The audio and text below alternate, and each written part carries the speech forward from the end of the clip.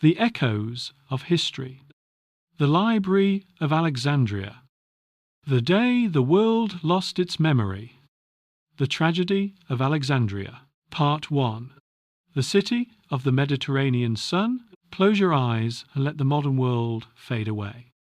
Forget the hum of your computer, the glow of your phone, and the concrete of your city. We are travelling back over 2,000 years. It is the year 280 BC. You are standing on the deck of a wooden merchant ship, sailing into the greatest harbour the world has ever seen, Alexandria, Egypt. To your left, a massive tower of white stone rises 400 feet into the air, the Pharos Lighthouse. At its peak, a fire burns so bright it can be seen 30 miles out at sea. It is a literal beacon of civilization, cutting through the darkness of the Mediterranean night. But you aren't here for the lighthouse. You are here because of a rumour that on the streets of this city there is a building that contains the brain of mankind. Welcome to the English Oasis. Today, we are embarking on a 3-5-minute journey into the heart of the Great Library of Alexandria. We aren't just looking at a pile of old paper. We are looking at the most ambitious project ever attempted by the human race. The attempt to collect every single thought, every map, every poem, and every scientific discovery into one room. This is a story about the language of intellectual hunger. It's a story about what happens when a kingdom decides that books are more valuable than soldiers, and why the loss of this library is considered the greatest tragedy in human history. The city of Alexandria was founded by Alexander the Great, but it was his general, Ptolemy I, who turned it into a sanctuary for the mind. Ptolemy didn't just want a library. He wanted a universal archive. He had a vision that was thousands of years ahead of his time. He wanted a place where a scholar could walk in and find the answer to any question in existence. But how do you build a library from nothing? You can't just go to a bookstore in 280 BC. The Ptolemaic kings turned to intellectual piracy. They issued a royal decree that was both brilliant and terrifying. Every ship that docked in Alexandria, whether it was carrying spices from India or silk from China, was immediately boarded by government officials. But they weren't looking for contraband or gold. They were looking for scrolls.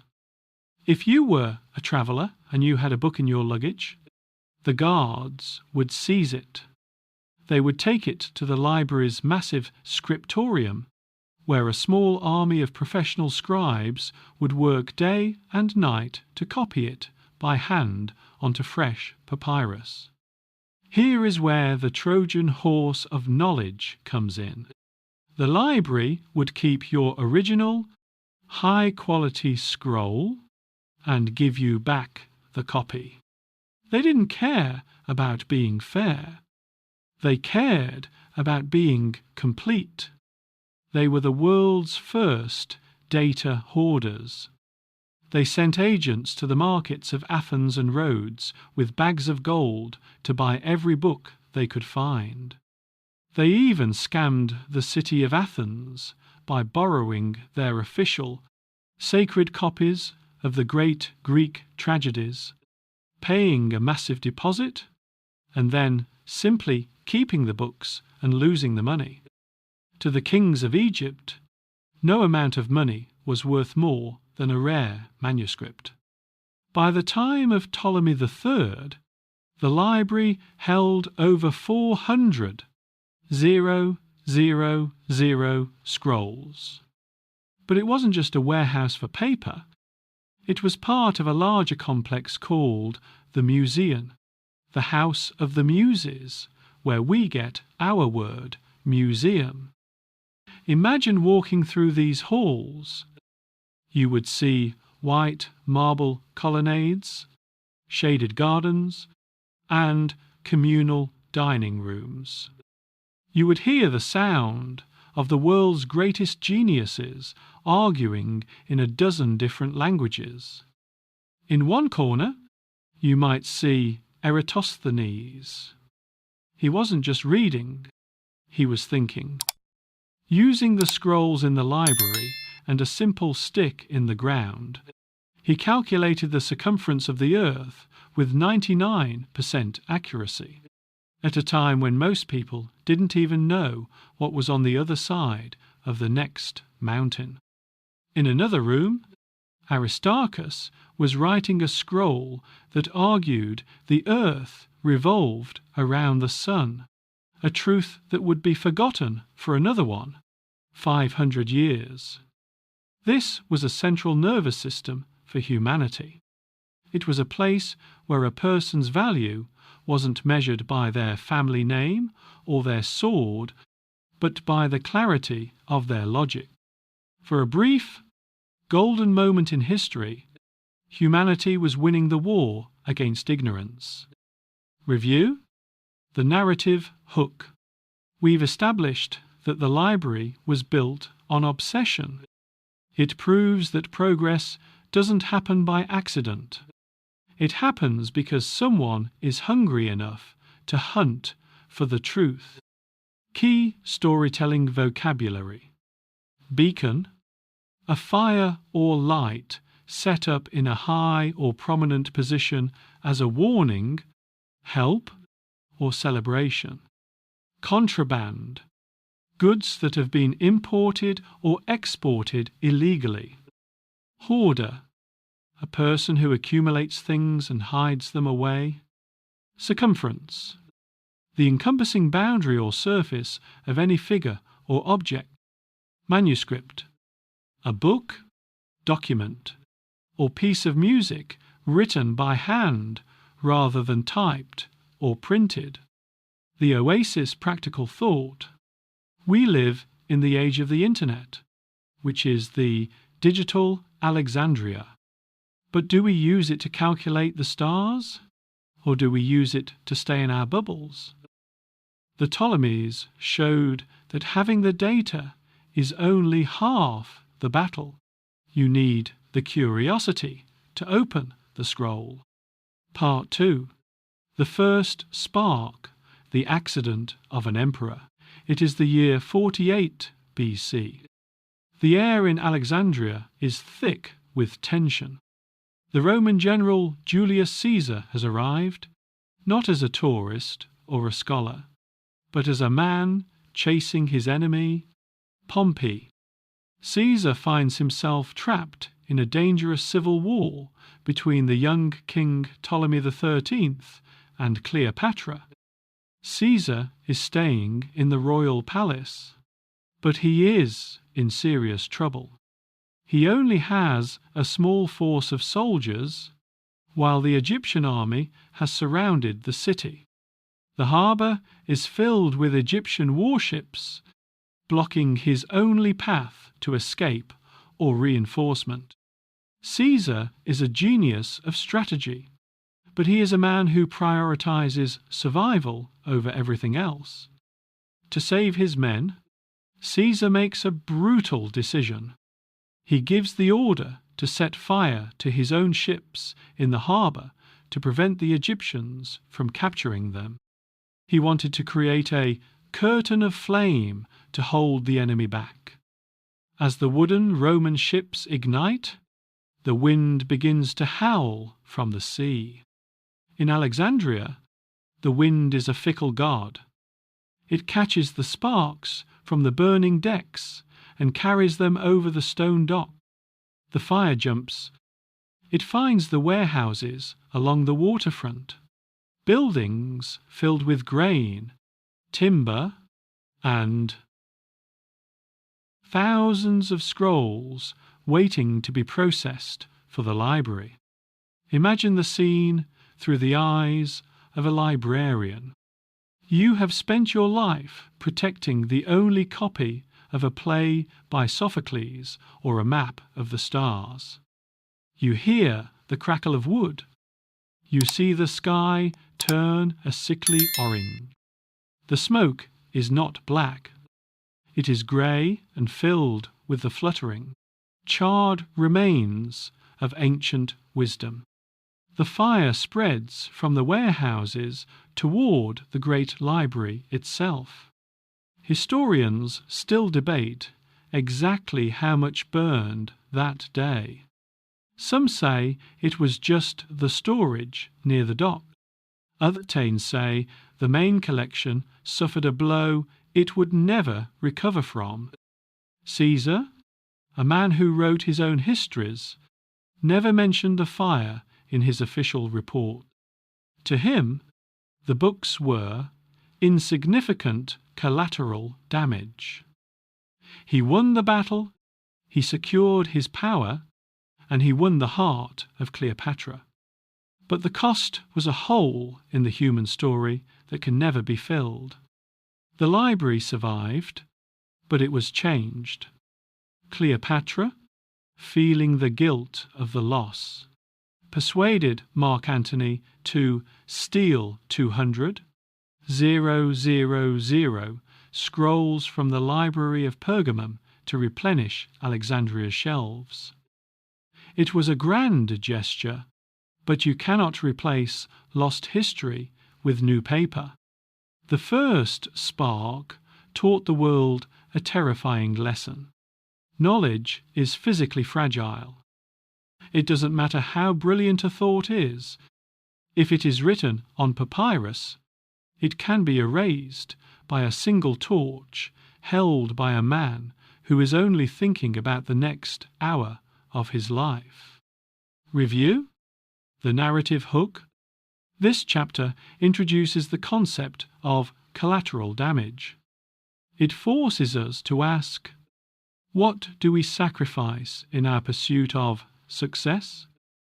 Caesar was so focused on winning his war that he accidentally blinded the future.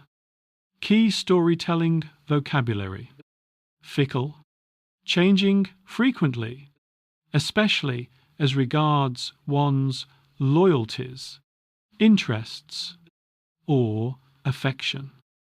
Ignite, to catch fire or cause to catch fire. Replenish, to fill something up again. Collateral damage, injury inflicted on something other than an intended target, often used in war. Ambiguous, open to more than one interpretation, having a double meaning. The Oasis, practical thought. We often think our big goals, our Caesar moments, justify the small things we destroy along the way. But sometimes those small things, a relationship, a piece of health, or a moment of integrity, are actually the great library of our lives. Part 3. The Rising Shadows, the War of Ideas. For hundreds of years, the Great Library was protected by a simple rule. Curiosity is a virtue. It didn't matter if you were a Greek mathematician, a Jewish scholar, or an Egyptian priest. Your ideas were welcome. But as the Roman Empire begins to crumble and shift, a new spirit takes over the streets. This is the era of ideological absolutism. The Roman Empire has officially converted to Christianity, and with this shift comes a desire to cleanse the world of its pagan past. To the new religious leaders in Alexandria, the library was no longer a treasure chest. It was a Pandora's box. Inside those scrolls were the star maps of people who believed the sun was a god. There were the mathematical formulas of heretics. There were the poems of people who celebrated life in a way that the new authorities found immoral. The scrolls were no longer seen as universal wisdom. They were seen as spiritual poison. The tension reaches a boiling point in 391 AD. The Emperor Theodosius issues a decree to destroy all pagan monuments. In Alexandria, a powerful and fiery bishop named Theophilus sees his opportunity. He doesn't just want to build churches. He wants to erase the competition. He leads a massive, angry mob toward the Serapeum, the sister library of the Great Collection. This building was the backup drive of the ancient world, holding tens of thousands of scrolls that were too precious to be anywhere else. Imagine the sound of the mob. It isn't the sound of soldiers. It's the sound of conviction. They aren't looking for gold to steal. They are looking for sin to destroy. The scholars and librarians, men and women who have spent their lives in silence and study, stand at the top of the marble steps. They have no weapons. They have no armor. They only have their books. The mob breaks through. They don't read the scrolls before they throw them into the fire. They don't care if the parchment contains the cure for a disease or the history of a lost tribe. To them, the ink is a stain on the world. They shred the papyrus. They pull the statues of the muses from their pedestals and smash them into dust. When the sun sets that day, the Serapeum is empty. The shelves that once held the collective genius of centuries are now just bare wood. This wasn't an accident like Caesar's fire. This was systematic erasure. This was the moment humanity decided that being right was more important than knowing the truth. The Great Library itself still had some scrolls, hidden away in dark corners, but the culture of learning was dying. Scholars began to flee the city. They realized that in Alexandria, having a book in your hand was now a death sentence. The city of the mind was becoming a city of the mob. The Dark Ages didn't begin because of a plague or a famine. They began because the lights of the library were being turned off, one, by people afraid of what they might find. Review: the narrative hook. This chapter explores the language of intolerance. It shows how the greatest threat to progress isn't ignorance, but the illusion of knowledge, the belief you already know everything. Key storytelling vocabulary: absolutism, the acceptance of or belief in absolute principles in political, philosophical, or theological matters. Heretic, a person believing in or practicing religious heresy, ideas contrary to the official doctrine. Conviction, a firmly held belief or opinion. Pedestal, the base or support on which a statue, obelisk, or column is mounted. Systematic, done or acting according to a fixed plan or system. Methodical, the Oasis practical thought. Today, we have cancel culture and algorithm bubbles. When we stop listening to people we disagree with and try to delete their ideas from the world, we are walking the same path as the mob in 391 AD. The library reminds us that diversity of thought is the only thing that keeps a civilization alive. Part 4. The Last Light, the Martyr of Reason. As we enter the early 5th century AD, the Library of Alexandria is no longer a functioning institution.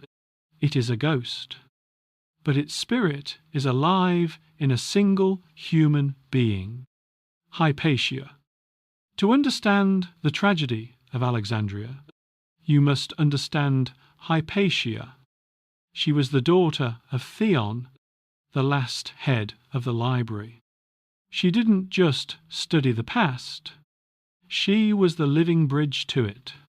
In an era when women were strictly confined to the domestic sphere, Hypatia was a titan of the public square.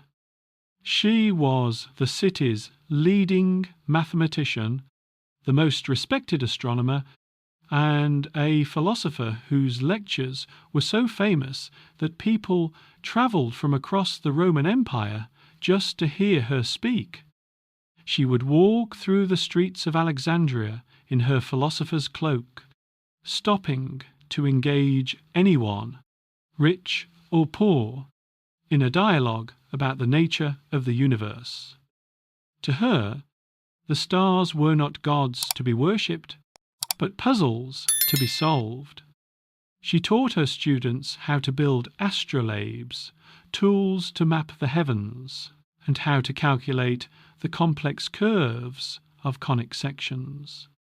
But Hypatia lived in a world that was becoming increasingly terrified of independent thought. The new bishop of Alexandria, Cyril, saw her as a massive political obstacle. To him, Hypatia wasn't just a teacher. She was a pagan sorceress. The logic was simple and cruel. Hypatia was a woman who was more educated than most men. She was a scientist who looked at the moon and saw a rock, not a divine sign. She was a popular leader who gave advice to the city's governors. In the eyes of the religious fanatics, her intelligence was unholy and her influence was demonic. In March of 415 AD, the tension finally snapped. A mob of fanatics, known as the Parabolani, intercepted Hypatia as she was driving her carriage through the city. These men believed they were doing the work of the divine. They dragged her from her seat and hauled her into the Caesareum, a former temple turned into a church. Inside those cold stone walls, they committed an act that would shock history for eternity. They stripped her naked to humiliate her. Then, using sharpened oyster shells and broken pieces of pottery, they tore the flesh from her bones while she was still breathing. When her screams finally stopped, they took her mangled remains to a place called Cinaron and burned them to ash. This was the final fire of Alexandria. When the flames consumed Hypatia's body, they also consumed the last of the library's legacy. This wasn't a military accident like Caesar's, or a political decree like Theodosius's. This was a statement.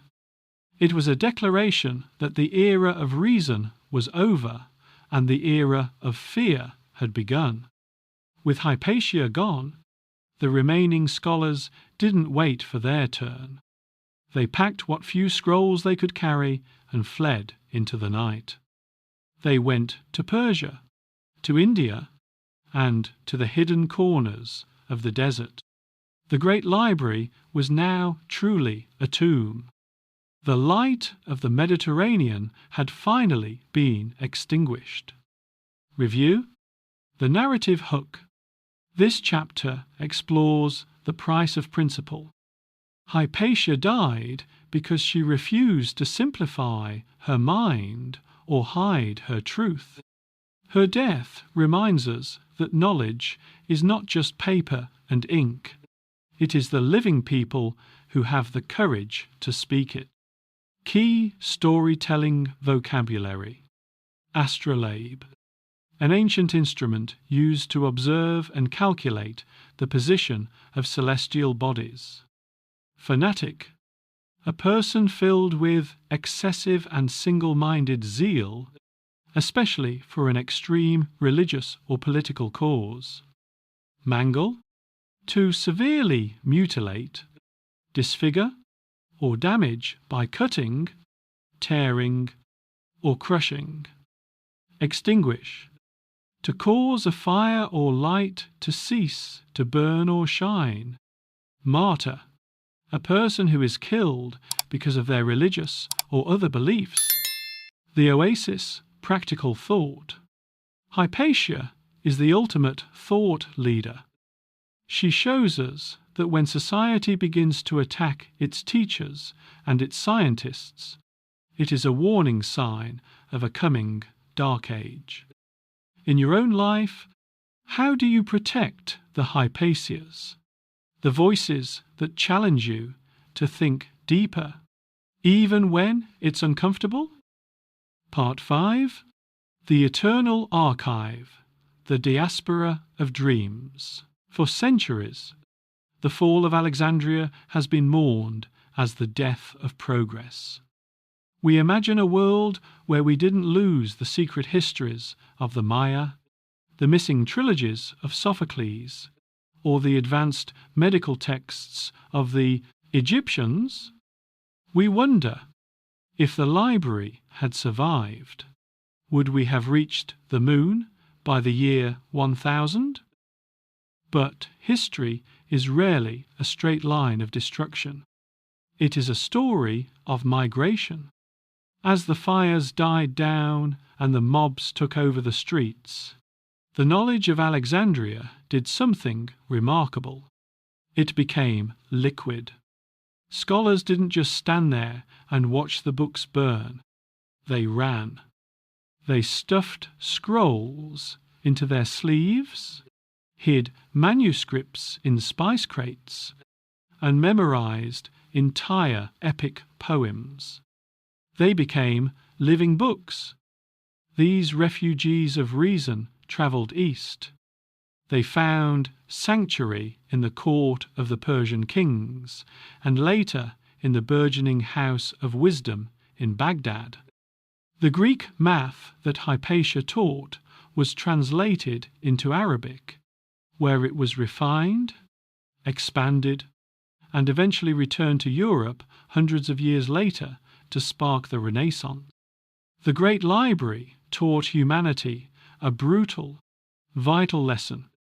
Centralization is a trap. If you put all your wisdom in one building, one spark can delete a civilization. Because Alexandria fell, the world learned to copy, to distribute, and to hide knowledge across the globe.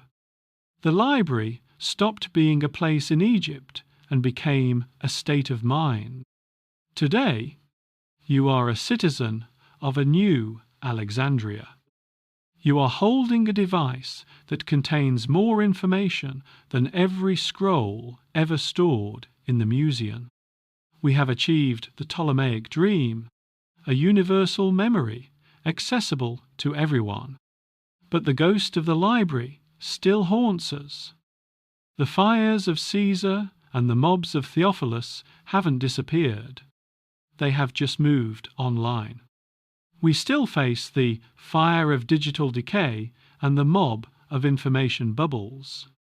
The lesson of Alexandria is that knowledge is not a mountain of stone. It is a flame that must be tended by every generation. If we stop being curious, if we stop protecting the Hypatias of our world, or if we start burning the digital scrolls of people we disagree with, we are simply waiting for the smoke to rise again. We don't study Alexandria to weep over the ashes. We study it to recognize the value of the library we carry inside ourselves. At the English Oasis, we believe that every word you learn and every story you share is a brick in a wall that protects civilization from the dark. You are the scribes of the 21st century. If you believe that the search for truth is the highest calling of the human race, then your seat at our table is waiting. Subscribe to the English Oasis. Join a global community dedicated to keeping the light of inquiry burning bright. Keep the scroll moving. Share this episode with someone who never stops asking, why? Let them know the spirit of Alexandria lives on in them. Stay global, stay enlightened, and remember, the library is never truly gone as long as you are still reading. I'll see you at the next chapter. At the English Oasis.